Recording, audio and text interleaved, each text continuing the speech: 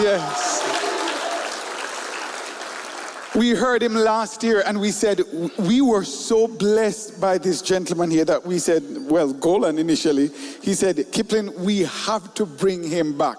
You were on special request, special demand by Golan. So we are so honored and so blessed to have you here with us. And thank you for sharing your life story with us. So whoa, he's without his shoe. He's on holy ground.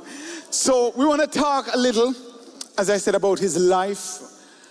He was in Hezbollah. He was a devout Islam, Muslim, not a devout Islam, a devout Muslim, serving in that religion. So we want to explore that this morning. How many of you know about Islam? Yes, we were. Like, you know it in a deep way. You were. Okay. Okay, that's interesting. So that's part of educating you guys here. We want you guys to be prepared that when you leave CFNI, you can have a conversation, even with a Muslim. Do you know, sometimes so many Christians are intimidated to have a conversation with a Muslim because they don't know, what to say. What are some of the questions to ask? How to minister to? So we want that part of this interview that you'll be able to be equipped to do that. But before we jump to Islam, let's talk about your personal life for a moment, how you came to Jesus. I know you touched on it in your sermon yesterday, but we want to get into it in a very, deep way. So you were a Muslim. Tell us a little bit about you being a Muslim when you lived in Iran. Okay, I'd love to, but you wanted to do that 1 minute thing. Oh, yes. Thank you. Thank you for reminding me about that. That is so... Thank you. I appreciate that. Today is 9/11. Oh, Lord, where are the Americans in this place? Where are the Americans? It's 9/11. Can we stand for a minute and honor the victims and the families who endured that atrocity? Can we do that? Let's be mindful of that. Media, do you have the countdown?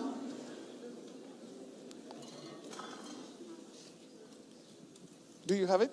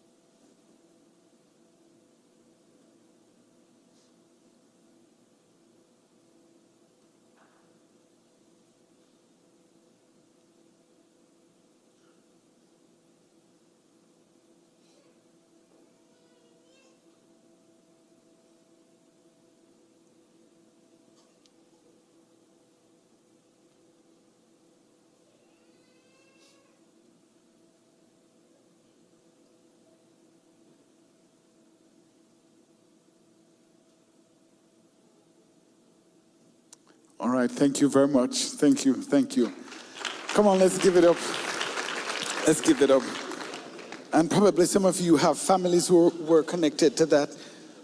We're mindful of that. So it's today, and we want to honor those people, those victims and their families. So talk to us about Islam. So you were young, living in Iran. You said you grew up in that environment, so Islam was the only religion at the time, right? The governing religion. So it was second-hand nature for you. So tell us about you being a Muslim living in Iran. So first, I want to many of you call me many different names. My name is actually Afshin Javid. So I asked them to put it up so you can see it, because I have been called Pastor Hashish, Pastor Ask Him, Pastor everything, The worst one was in Israel when they called me Pastor Assfish. And I thought, that's a little bit of Afshin. So they said, and if you guys want to follow us on YouTube or whatever, they are putting some sort of a slide there, or Instagram, that would be appreciated. But going back to where I was born and the year I was born in 1972, so it's still in the time of Shah. And so Iran was one of the Middle Eastern countries that was very westernized. So in the midst of everything, the oil embargoes and everything that was happening in 1970s in the United States and everything else, there was also a movement happening in the Middle East of people having a problem with the speed of westernization in Iran. Oh, okay. And when Shah did a 2,500-year anniversary of King Cyrus, which is in the Bible, he invited a whole bunch of foreigners to come to Iran, but didn't invite any Iranians to it. So that kind of broke everything. And then the Shah was a little bit, he spoke bigger than his mouth. And he called himself in that event the King of Kings. And so spiritually right now, I wanted to, we see that you took a name that is not yours. So then there was a movement of people against the westernization that revolted against the government of Shah.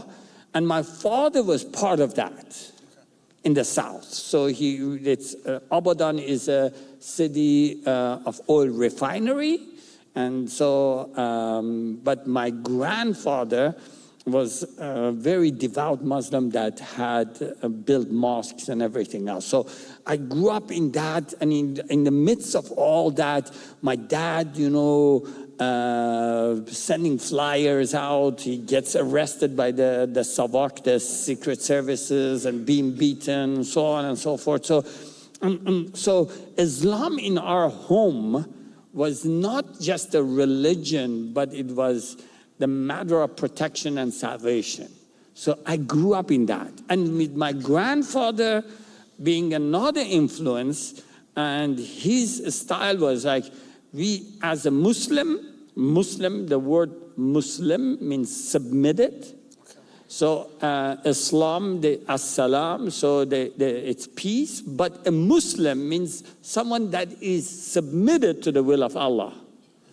And so actually, the idea pre-Islam, a Muslim would have been someone that is willing to die, giving his life to protect the ideas of their tribe. Okay. So my grandfather was that, and he was someone that had gone to Hajj 5 times to Mecca. But when you said, hey, Grandpa, you are 5 times Haji, someone that has gone to Hajj 5 times, he said, no, I've gone only once. Why? Because he walked from Iran to Mecca. Okay, and I'm with you on that. I'm not sure that they all know what Mecca is and where it is. Okay. So you might want to explain that. So Saudi Arabia is where Islam started. Muhammad came out of Saudi Arabia. And so Muhammad was born to a Quraysh family, a tribe. And the Quraysh family had this responsibility of taking care of a house of Allah. So lots of Muslims don't know this, and it would be very interesting for you guys to know that the name Allah pre-existed Muhammad. And in fact, the name of the Prophet Muhammad's father is Abdullah, the servant of Allah. So the God Allah existed amongst the Saudi Arabian Peninsula. The Arabian Peninsula, and then so that house that held 360 idols was that black cube that sometimes you have seen and marching around. Exactly. Yeah. So that house is Kaaba, which is like the cube, and that is in the city of Mecca. So, well, you're on it, so might as well we stay there for a little bit. So Allah was one God among other gods? Because no, it is a monotheistic religion, but was it always a monotheistic cultural religion, or was it part of a polytheistic system? Actually, pre-Islamic, Allah is a polytheistic God, even though it's the name of a God. Yeah. So Allah had 3 daughters, and the names of those daughters are in the 53rd surah of Quran. So those were the names of the daughters. So if you are a studied Muslim person that has studied the Arabian Peninsula and the culture pre-Islam, then you know the name of Allah actually was used by Assyrians and everything. So the name was related to some sort of a god. And Christians to this day use the name Allah in the Arabian realms and Muslim nations. But actually, the Allah that existed in Arabian Peninsula is related to the moon god. Yeah, I was about to ask you about that. Yeah, because they use that the crescent moon as their symbol. There you go. So there is a stone, a black stone that is in the corner of Kaaba, and that stone is, according to their belief, pre-Islamic, was moon god saying, "You do not make an image of me, and I will take a part of myself and throw it at you, so you can put that and worship that." But the stone that was thrown was white, but when it came down, it absorbed all the sins, and it became black. Oh, okay. So I've never heard that part of it. Yeah. So when they go around, they try to reach in and touch that black stone. They call it the Hajar al-Asba. So when they try to touch, that's actually pre-Islamic. Most of the Muslims are illiterate. Most of the Muslims, I would say probably about 75 to 80% of the Muslims can't even read the Quran in Arabic, They recite the prayers in Arabic, but they don't understand. And it doesn't help also that the Quranic language is not a spoken language today. So it's an old Arabic language, So the concept of understanding Quran in the original concept in the time of Prophet Muhammad is very hard, because the words that were used at that time meant something different than it is today. Okay. So I have a key question here. Did Muhammad, when he came on the scene, what was it? I think 632, somewhere thereabout. Did he infuse Islam with Judaism? Because there are quite a few similarities. Mm-hmm. And I've always wondered why. Because it talks about Moses, it talks about Jesus. So what did Muhammad do? Because you just spoke about the history predating Muhammad. Yeah. But then he came on the scene, and there is this mixture of, a lot of Jewish traditions that were brought in. Talk to us about that. So if you want to understand you got to understand Muhammad as an individual first, because that will help you. If you don't understand the best way to understand the New Testament is through the eyes of Jesus. And if you're reading Paul's letters, then the best way to understand is through the eyes of Paul. In the same way, to understand the Quran, you have to do it from the perspective of Muhammad. That's good. So now Muhammad is born, and before he is born, his father dies. And after he is born, his mother dies. And then they give him to his grandfather, and his grandfather dies. So according to the culture at that time, they considered him a cursed child. So he is given to his uncle, and his uncle doesn't want to die, so gives him to a shepherd boy. So he becomes a shepherd, but in these transactions, he loses all of his inheritance. Because when the father dies, everything goes to the grandpa, and when the grandpa dies, goes to the other son, and the other son doesn't take Muhammad into his house, so Muhammad is from a prominent family but doesn't have finances. Okay. And he has a reputation that he is cursed. Wherever he goes, he brings death. This is the history of Islam. This has got nothing to do with, this or that. This is just factual, And then Muhammad is raised through the shepherds and everything else.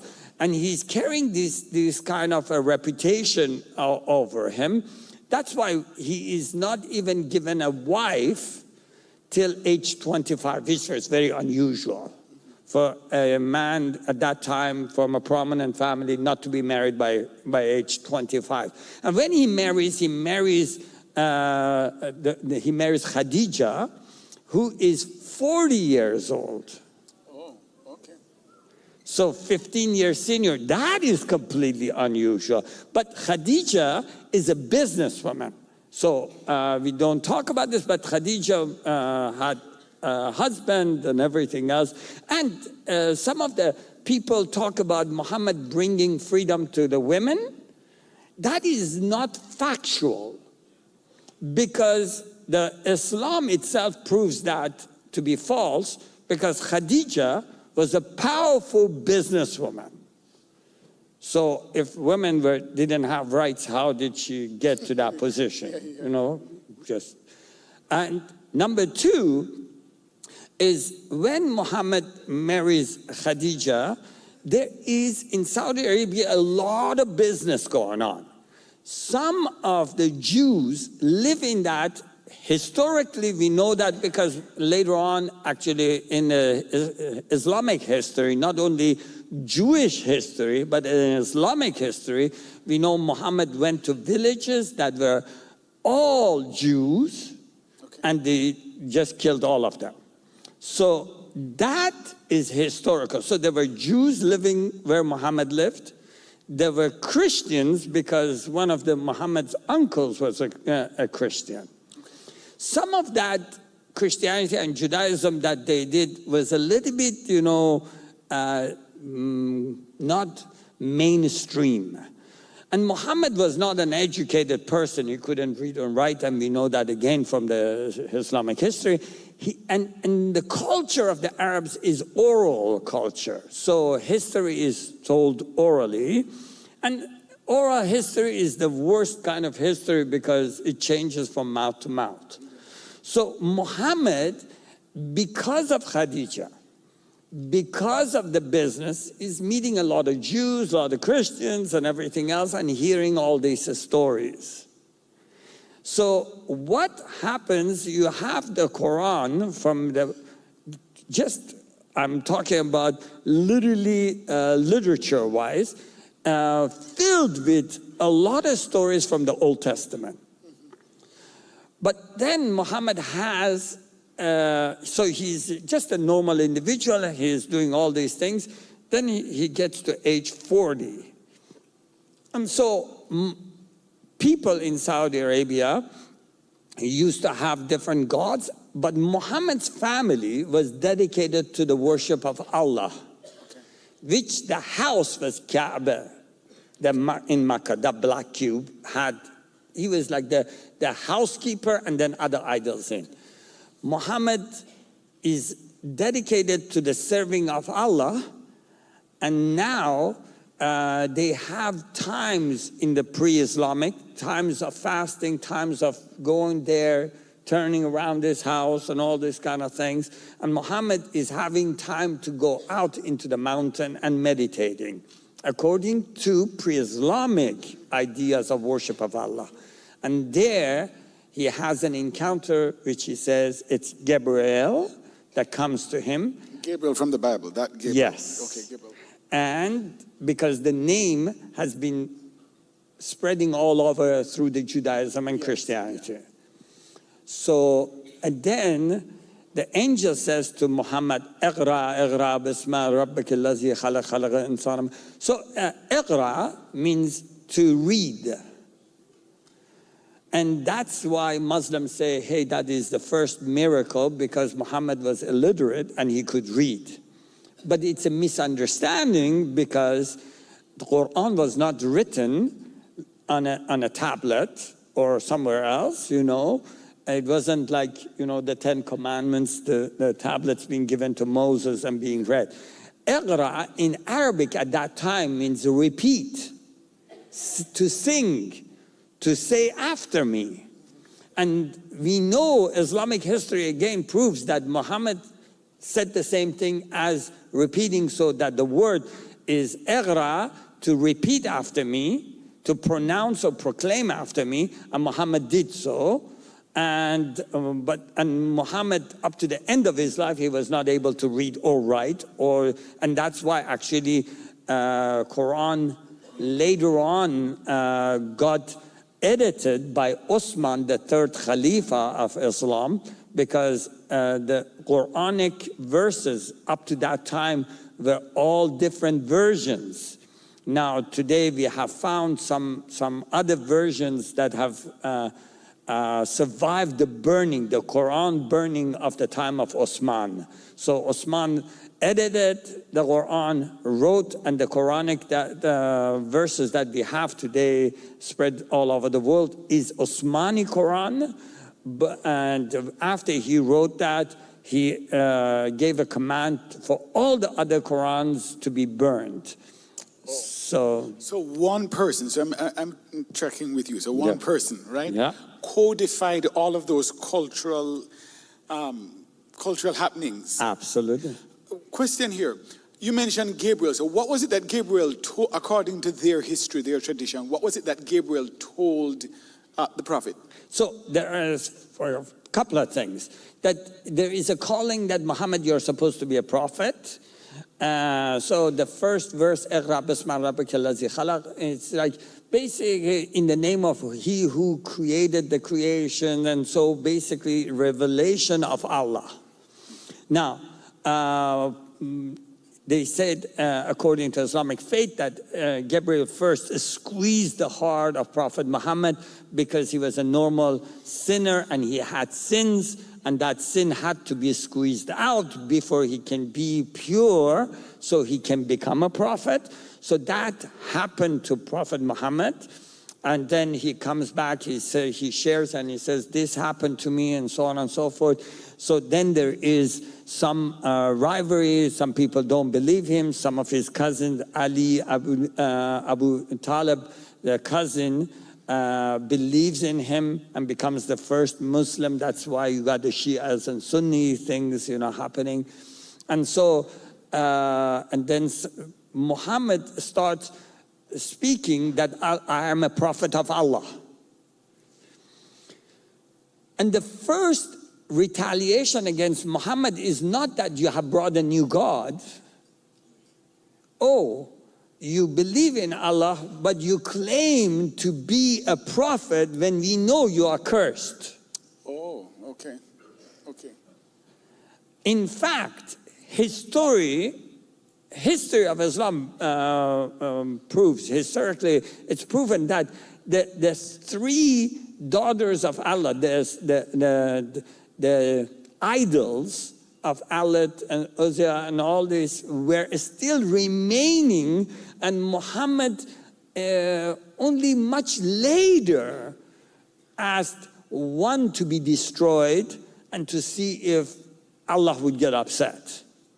So the idea of monotheism from the worship of Allah and Allah alone came actually later in the life of Prophet Muhammad. Yes, I'm with you. All right, so I'm going to ask you some questions, so if you can jump with me quickly on these. So why the hatred of the Jews? If they interacted and if he borrowed some of the theology, right, and incorporated it within, why the hatred of the Jews? The Jews actually retaliated against him because the Jews, when Muhammad was talking about their God, they supported him. First they were in business relationship. So Jews still to this day have a problem with when there is money. They go further than they should with you. And so that's one. Number two is he started talking about their God. And so in the first Quranic verses that are revealed, the first portion, batch, it's supportive of the Jews and Christians and calls them the people of the book. And then later on, Muhammad, as he gained more following, started saying things, and the Jews were like, no, this is not our God. Oh, okay. And Muhammad was also being attacked by his family because he's becoming too powerful and he's taking all the money and everything else. And he is breaking culture. He's a younger guy. He's not giving respect to the elders of the tribe. So they had war amongst them. And he asked some of the Jews to help him, which he was in business with. And they said, we want nothing to do. This is your family issues. And because they didn't, when he won the war, he went to the village and killed all of them. And then the scriptures after that, after they refused to lend him a helping hand or soldiers to fight his war, Muhammad's all revelation that becomes against the Jews. Islam has a global domination ideology. Mm-hmm. Talk to us a little about that, because they are bent on global domination of countries, of cultures, of governments. Mm-hmm. Explain that to us. What is the root behind that? I think, Western minds, when you ask the question, you can hear it even in your tone that it's something evil or something else. But it's not, actually. It's very natural. I mean, you take any business, they want, Amazon wants to take over the world. Elon Musk wants to take over the world. Everybody, this is the very natural process. How you achieve that is the problem. So Islam, like Christianity, Jesus Christ said, hey, go to the ends of the world and make disciples of me. So that's a world domination idea. Yeah. But Jesus Christ said, you need to do this the way I did it, by loving the world, loving your neighbors, loving your enemy, sacrificing yourself, feeding the hungry, clothing the naked, so on and so forth. Where Islam said, you need to go to the world because they're infidels and they need to convert. And if they don't convert, they're infidels, so they need to die. So it was by the power of sword. The sword. Hence why they have the sword and the crescent moon, right? Force. In Saudi Arabia.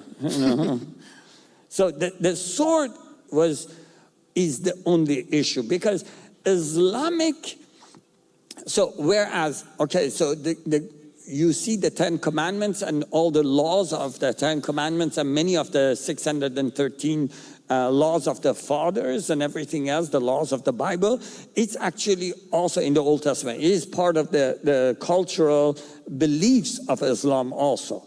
So, but the difference was this. The Jews were never told to go to the world and make everybody a Jew or kill them.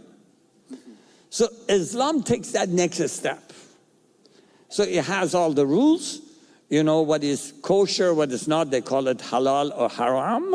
And if they do not adhere to your belief, if they are monotheistic, then they can live, but they need to pay a jizya, a tax.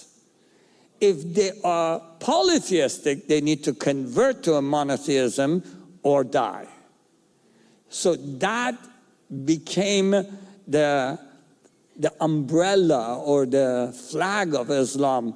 That's why on most of the Islamic movements, you have this verse spoken. La ilaha illallah. There is no God but Allah. I'm curious, and this is specifically for you. Having been raised in it, did you ever at any point in time ask yourself the question, why this ideology by force? Why do we have to, kill and conquer?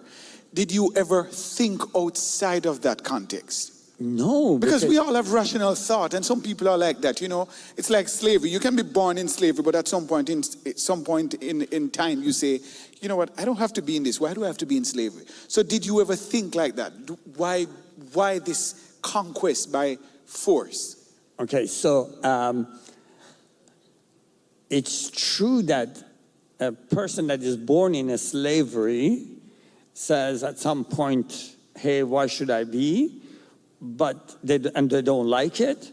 But then the American history proves that many people knew that to be the reality. I don't like it, but I am a slave. So, and they lived like that.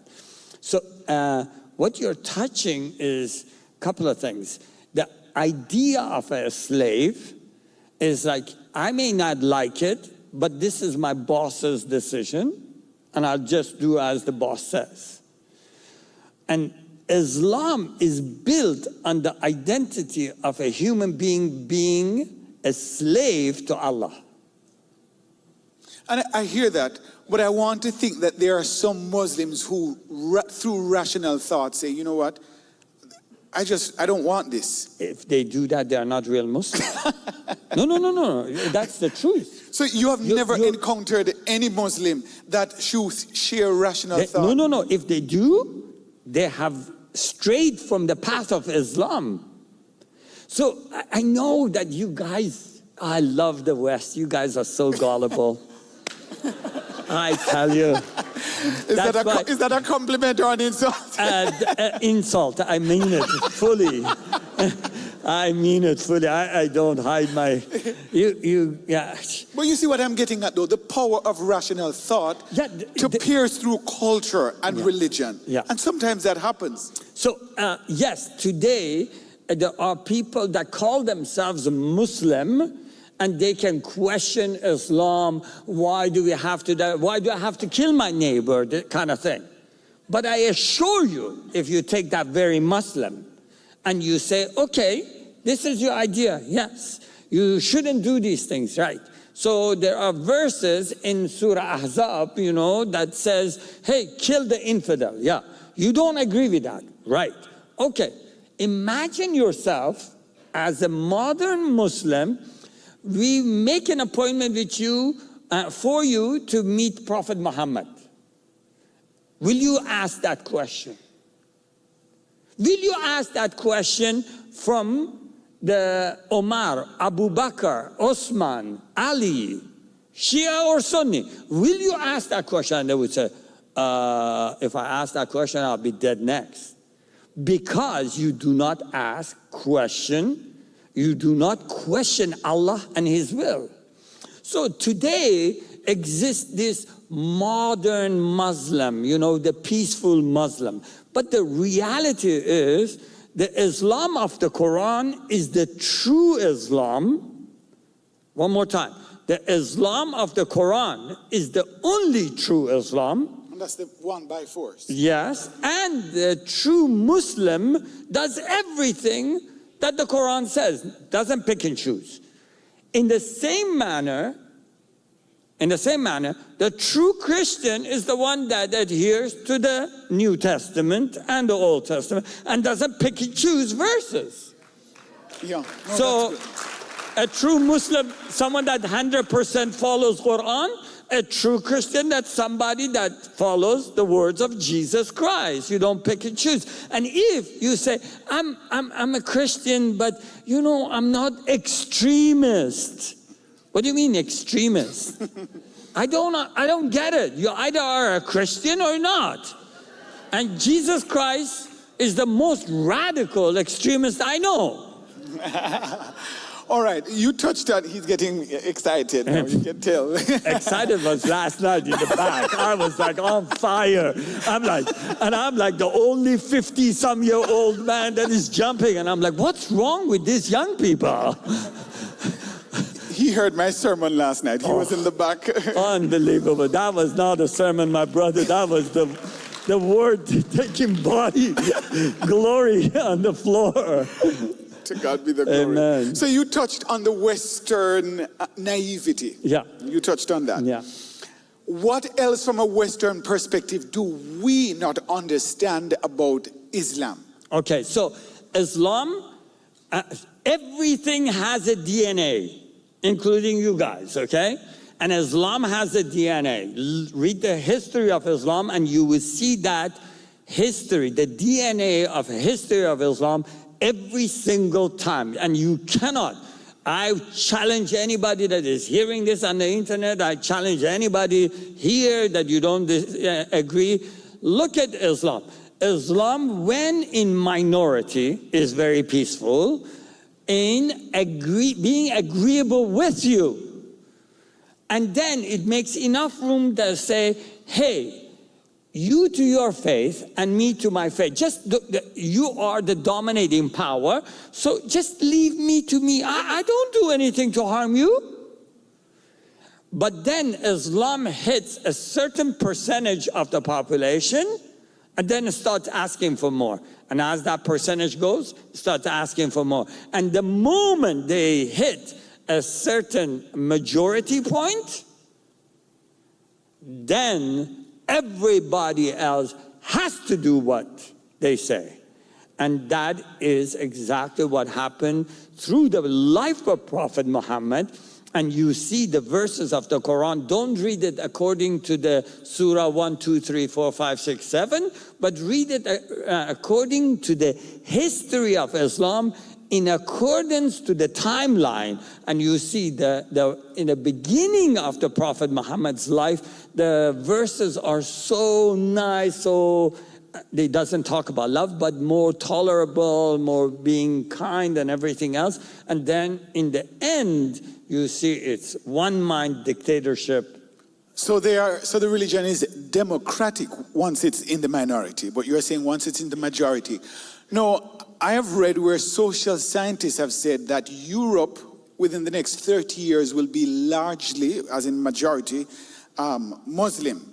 You live in Germany. Are you seeing that progression happening? That's one question. Number two, whatever you are seeing now, are you hearing of strategies from the Muslims to dominate Europe?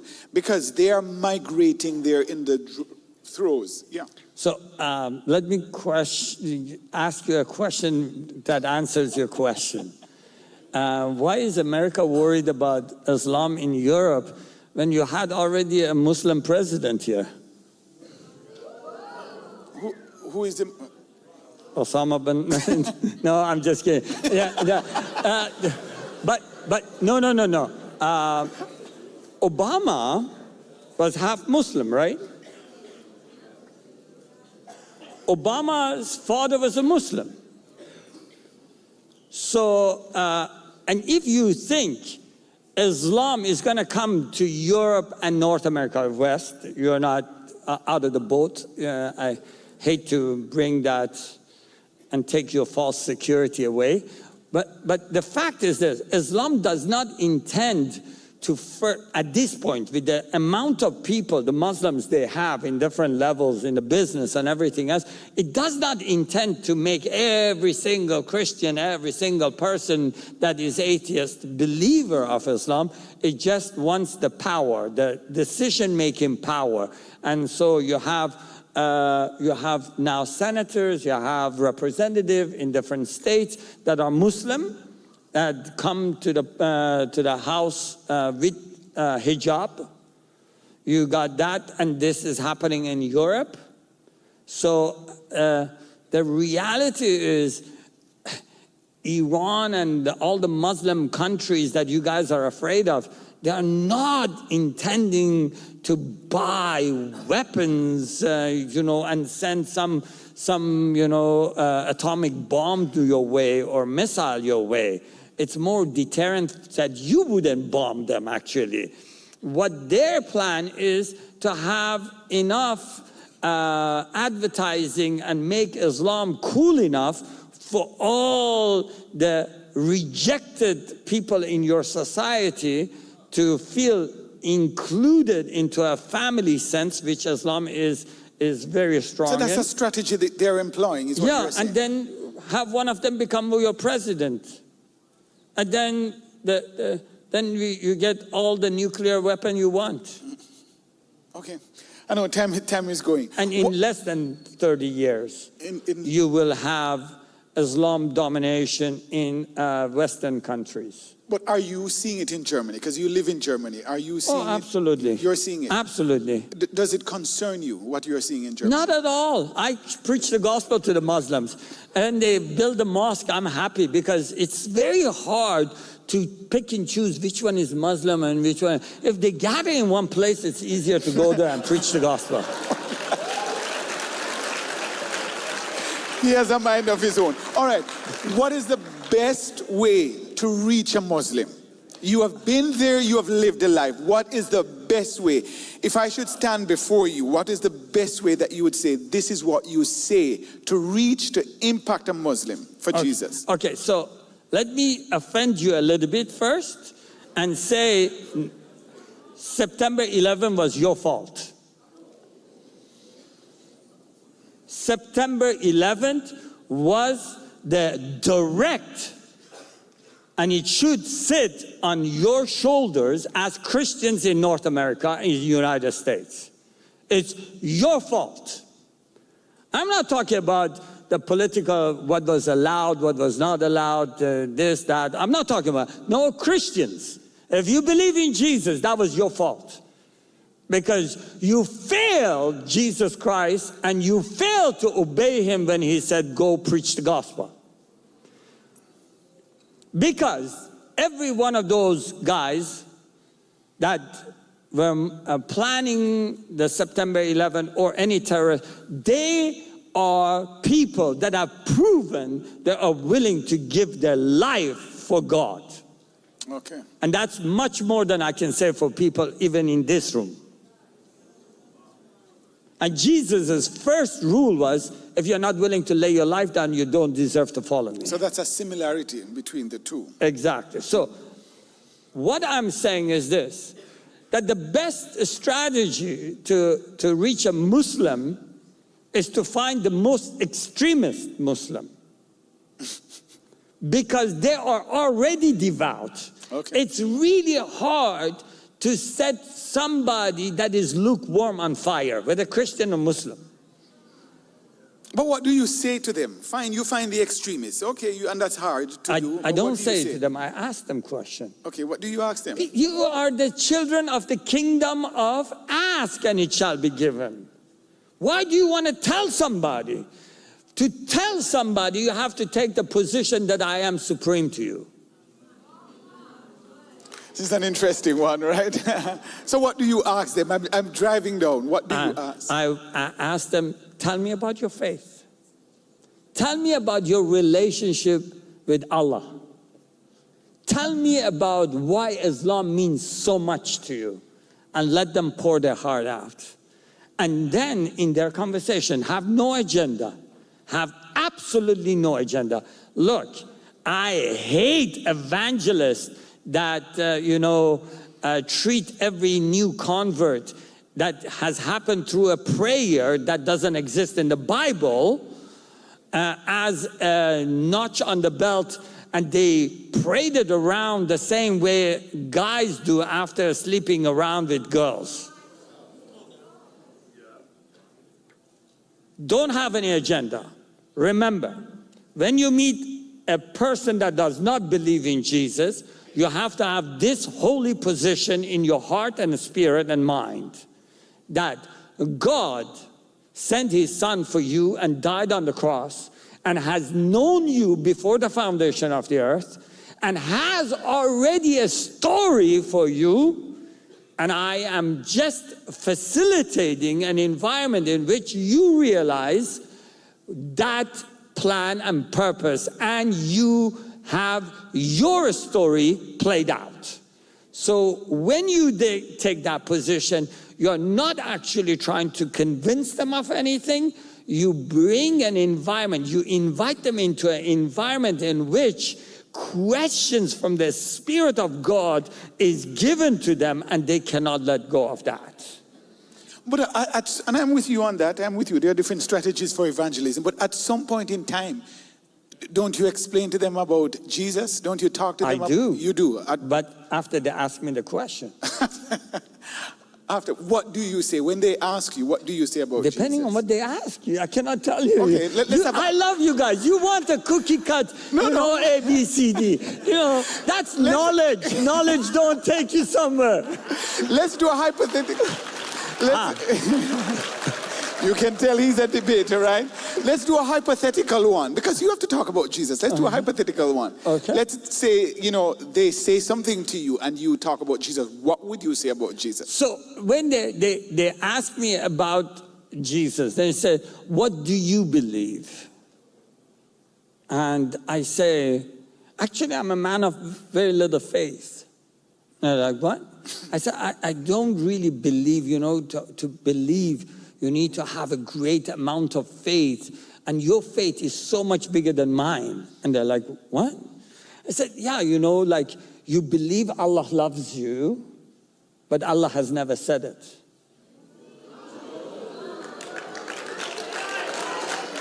Ingenious thought, right? Yeah. I said, okay, like, can you show me in the Quran where Allah says to you, I love you? And they don't have one. I say, you see, you have faith greater than mine. I say God loves me, Jesus loves me, because it's written 710 times or 12 times. That's like 2 times every day. And for me, it's like, as a father, my children, I kiss them in the morning and say, good morning, I love you. And when they go to bed and I put them in bed, I kiss them, I say, Daddy loves you.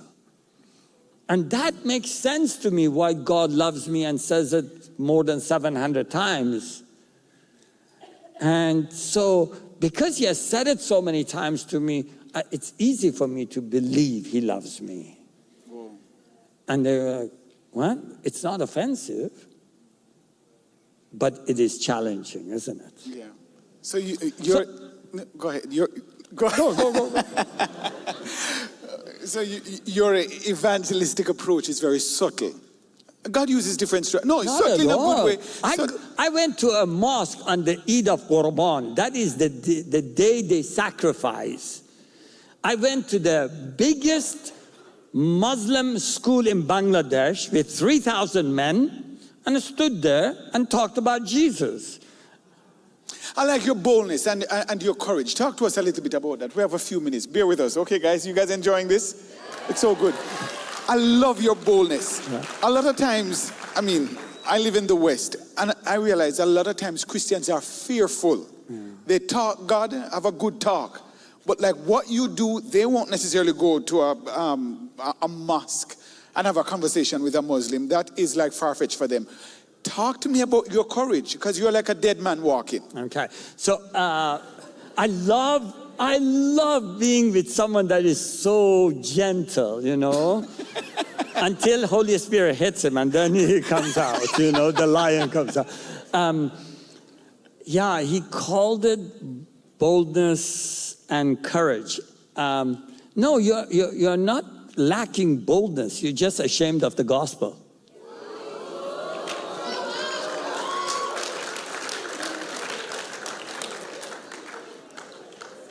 It doesn't take courage to talk about Jesus. What it takes not to talk about Jesus is your shame of me. And Jesus did say that, right? Yeah, and Paul said that. So, yeah, and I know you don't want to go to a mosque and speak. It's because you don't love them. And it's okay. If you choose not to go to a mosque, very soon you will have a mosque come to your home. Wow. I have 2 minutes. Let's jump quickly. Bear with us. Your encounter with Jesus. So you were a Muslim living your own life, and then you had this incredible experience with God. Tell us about that experience that just transformed your life. Jesus said to me, I forgive you.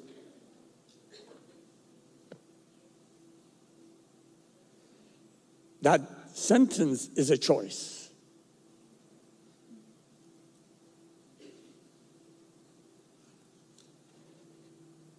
He has the right to forgive or not. And he chose to forgive me. He doesn't speak just words, he means it. And when he was standing there, I knew he means it.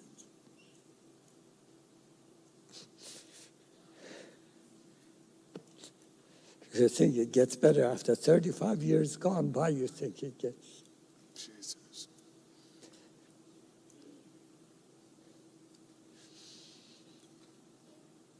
Not only did he say, I forgive you. And I could hear it in his voice. And I could see it in his body language. I could see it in his eyes.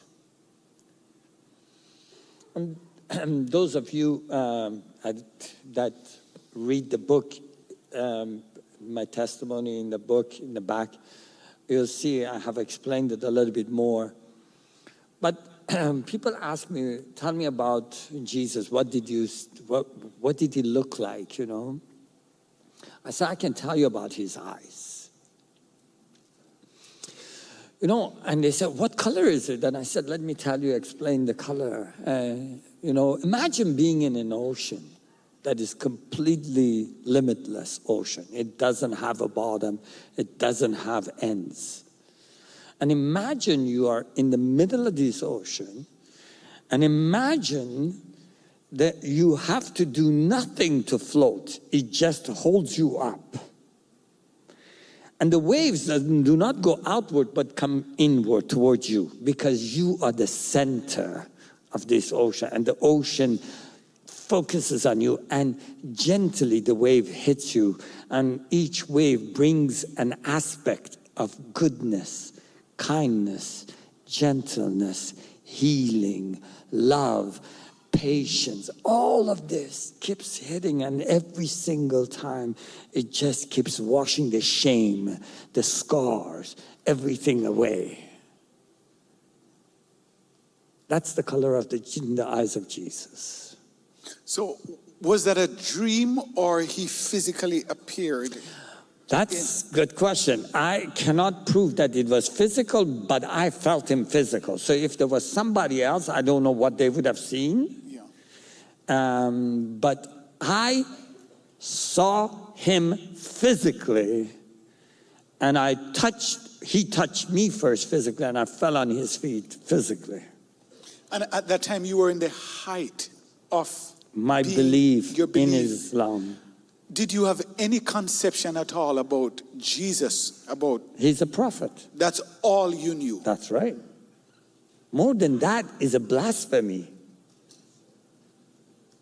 So you walked out of that experience knowing that you are a totally different person. You walked out knowing you have to give up Islam in that moment. No. What did you walk away with? I realized I belong to Jesus. The religion, the name of religion, I didn't even think I have left Islam. Mm-hmm. When I went to the mosque, I ran to the mosque right at that, and he said to me, go, and I literally ran out of the room. Jesus was still standing in the room. And people say, oh, that's really messed up. That's not very wise. Why did you leave? You should have waited for Jesus to leave, then go. And I said, no, I'm a soldier.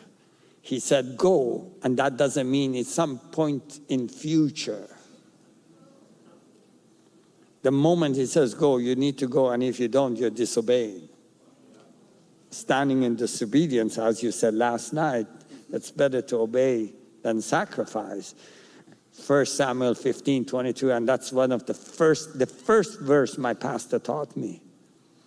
He was a Muslim convert too.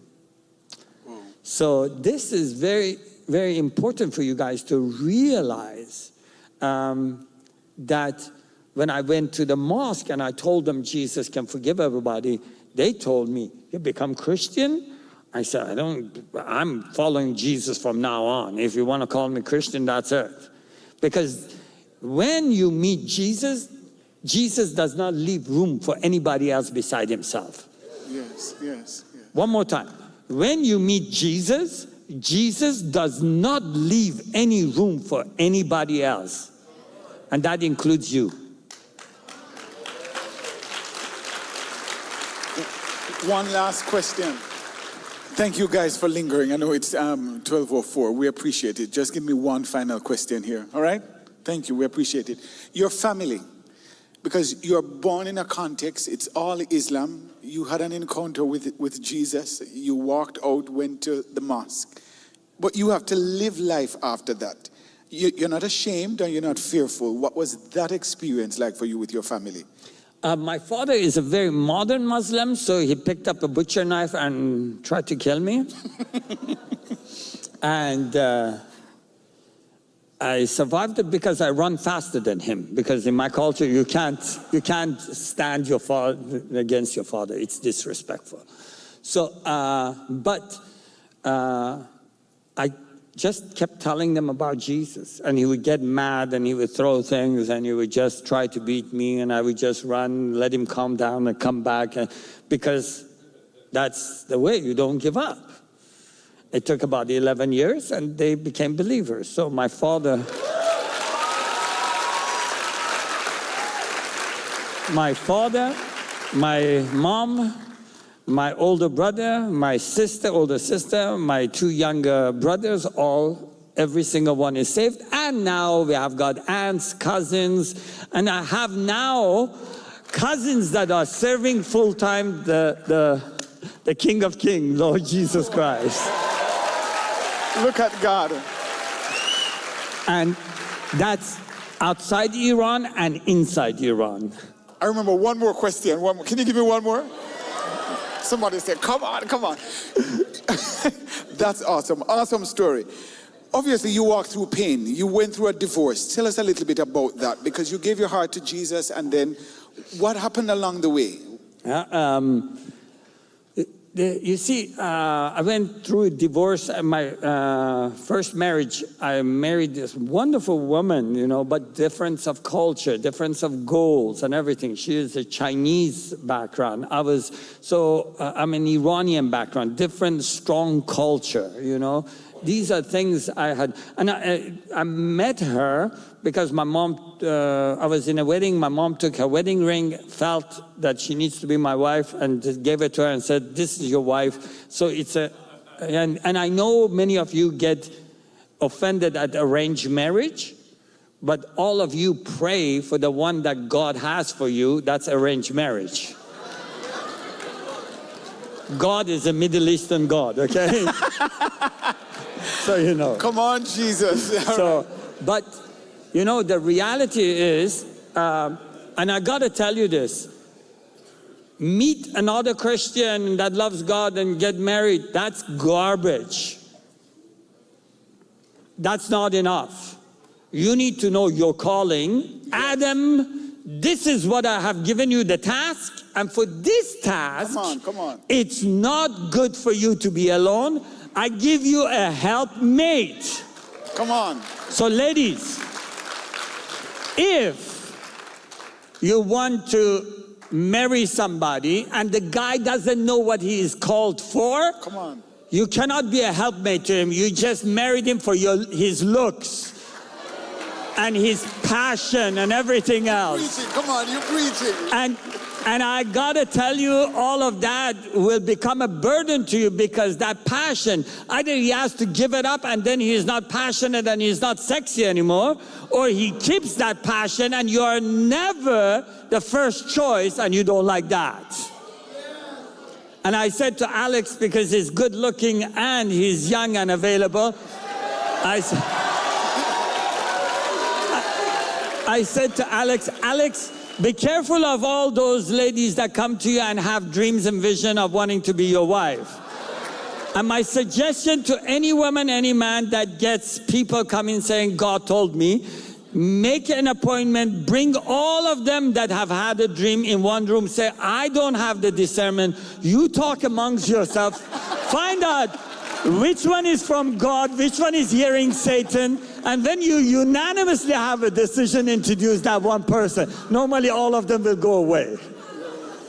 I gotta tell you, my ex believes in Jesus Christ but had a different calling. And an ex-terrorist and an ex-communist don't go together. Oh my gosh. So we make beautiful kids, and I learned a lot. I learned a lot of wisdom, and I gotta tell you, it was very, very painful going through 20 some odd years of marriage and leaving, feeling bankrupt, having 6 kids and everything else. It's just unbelievably painful. And then when you do, you get all the beloved ones that you have in the church call you all sorts of things. And if you have some time to waste, please Google my name and you'll see I've been called everything And the beatdown that I got from the church is worse than the one I got from the Muslims ever. Oh God. Oh God. The rejection I felt is much more than the one that Muslim communities gave me. But I gotta tell you, through that, a whole lot of religiosity got out of me, and I realized my sonship in Christ. Yeah, it will not teach you that. what I could do for the kingdom, but who I am in the kingdom. That's good. And that transformation came to me through brokenness. Whoa, whoa, whoa. So, and you are married now? Correct? To another ex-terrorist. We keep it all alike. Actually, my wife was an extremist Muslim, and she was part of the female group of Hezbollah in Iran. And so, What a story. and she got radical, and she had an encounter with the Father. Literally, the Father grabbed her and put her on a mountain and grabbed her in the arm. So, but one day I'll bring her and maybe she can share her testimony. So, yeah. Well, can we stand and give it up one more time for Afshin? So grateful for this. So grateful. All because of Jesus. Yeah. To him. Well, God bless you. Have a wonderful lunch and thank you. Huh? Oh, there are some books, and actually there's I think 50, 60 books. That's all I have. That's so if you want. And if you buy it, you are actually supporting our ministry. You're partnering with us. And so thank you. Oh, the social media, that's the Instagram, Afshin Javid on YouTube. If you join, subscribe, become part of the family, that helps us. Thank you. Love you guys.